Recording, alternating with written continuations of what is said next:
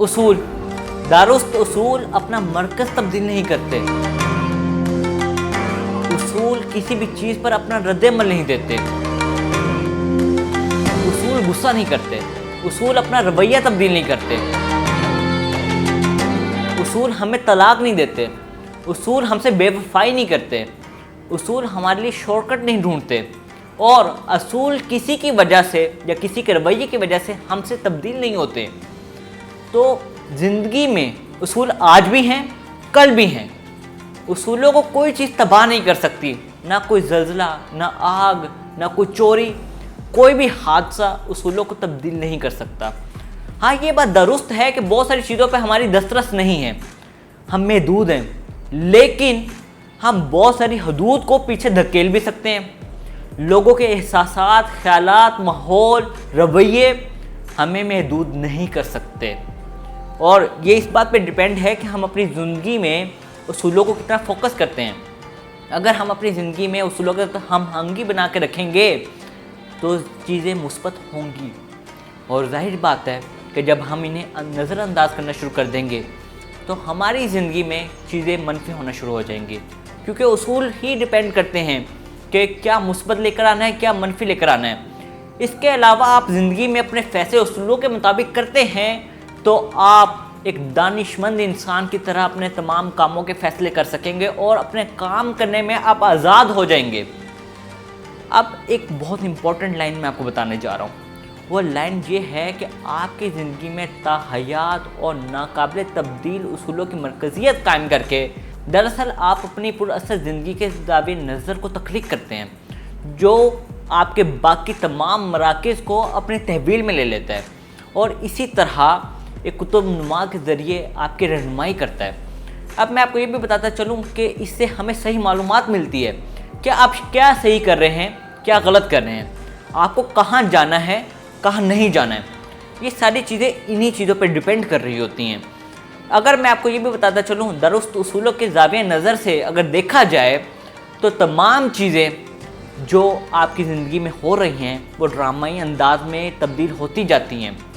اب اس مثال کو میں آپ کو ایک مثال کے ذریعے سمجھاتا ہوں کہ میں کیا بات کر رہا ہوں۔ فرض کیجئے کہ آپ کا اپنی بیگم کے ساتھ باہر ڈیٹ پہ جانے کا پلان ہے یا آؤٹنگ کا پلان ہے کہ ہم جائیں گے، کھائیں گے اور انجوائے کریں گے، لیکن اسی دوران آپ کی باس کی کال آ جاتی ہے۔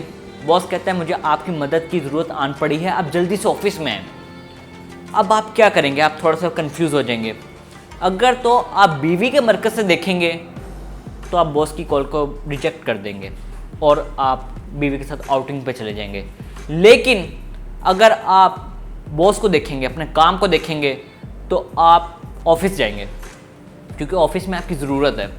لیکن آپ کو یہ بھی خدشات ہوں گے کہ یار میں آفس جا رہا ہوں، پیچھے سے میری بیوی کا رد عمل کیا ہوگا، جب میں واپس آؤں گا وہ میرے سے کیسے بات کرے گی، کیسا سلوک کرے گی، تو آپ تھوڑا سا پریشان ہو جائیں گے۔ لیکن اگر آپ کی زندگی میں پیسے کا مرکز ہے تو آپ یہ سمجھیں گے کہ آپ کی بیوی اس چیز کو سمجھے گی، کیونکہ آپ کا اور اس کا ذہن ایک جیسا ہے۔ وہ سمجھے گی کہ زندگی میں معاشی ضروریات اہم ہیں اور ان کے لیے کام کرنا چاہیے۔ لیکن اگر آپ کی زندگی میں کام کا مرکز ہے تو آپ یہ سوچیں گے یار اوور ٹائم کا موقع مل رہا ہے، اوور ٹائم کر کے میں زیادہ پیسے کما سکتا ہوں، اور زیادہ پیسے کما کے اپنی چیزوں کو بہتر کر سکتا ہوں، اور باس کے سامنے نمبر بھی بنا سکتا ہوں کہ یار یہ بندہ زیادہ کام کر کے میری کمپنی کے لیے یا میرے ادارے کے لیے کتنی خدمات سر انجام دے رہا ہے۔ تو آپ کے ذہن میں یہ سب کچھ چل رہا ہوگا۔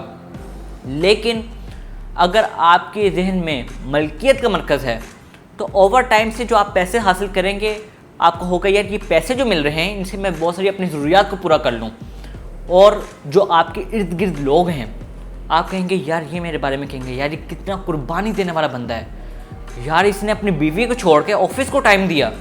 یعنی کہ ایسے کلمات سننے کے لیے آپ اس وقت آفس جائیں گے اگر آپ کے ذہن میں ملکیت کا مرکز آ رہا ہے تو۔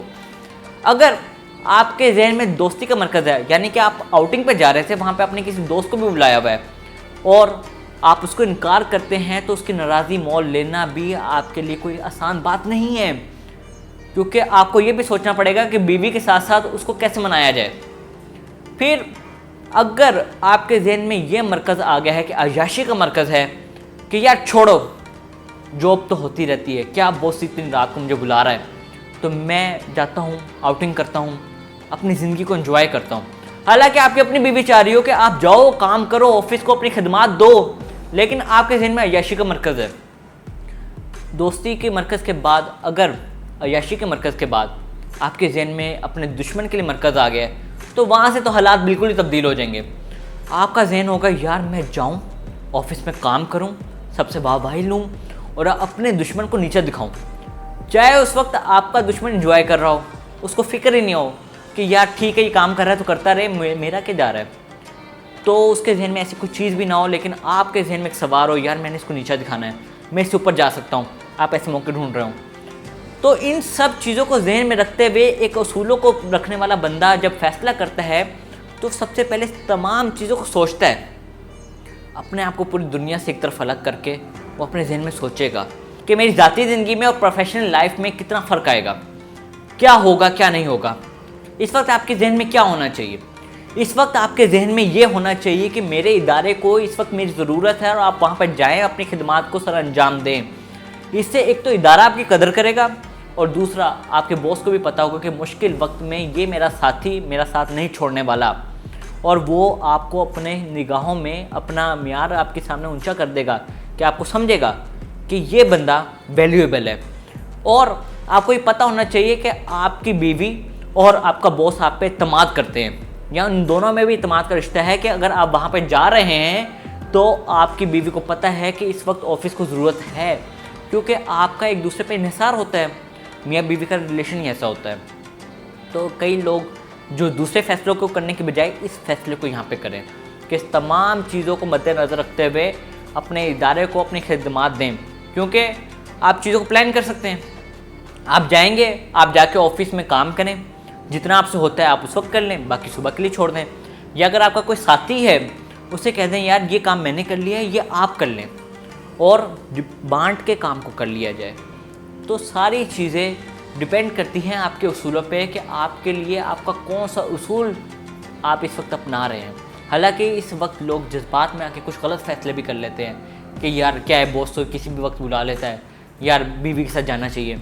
या कई लोग बीवी से उकताए होते हैं तो उस चक्कर में चले जाते हैं, या दुश्मनों से तंग होते हैं तो उनको नीचे दिखाने के लिए चले जाते हैं, या वाहवाही के लिए चले जाते हैं। हालांकि सिर्फ एक असूल है कि आपने तरीके से ईमानदारी से अपने इदारे के लिए अपनी खिदमत को अंजाम देना है, बस, और कुछ नहीं है। तो ज़िंदगी में आप दुरुस्त फैसले करें दुरुस्त असूलों के साथ, क्योंकि उसूल कुछ भी हो जाए आपको कभी भी नाकामी की तरफ नहीं लेकर जाते हैं। उसूल आपको दानिशमंदी की तरफ लेकर जाते हैं, और उसूल आपको सिर्फ और सिर्फ ज़िंदगी में कामयाबी दिखाते हैं। तो कहीं भी उसूलों को कंप्रोमाइज़ मत कीजिए, उसूलों के मरकज़ को कायम रखिए। मैं उम्मीद करता हूँ ये टॉपिक आपको समझ में आया होगा। मुझे इजाज़त दीजिए। अल्लाह हाफिज़।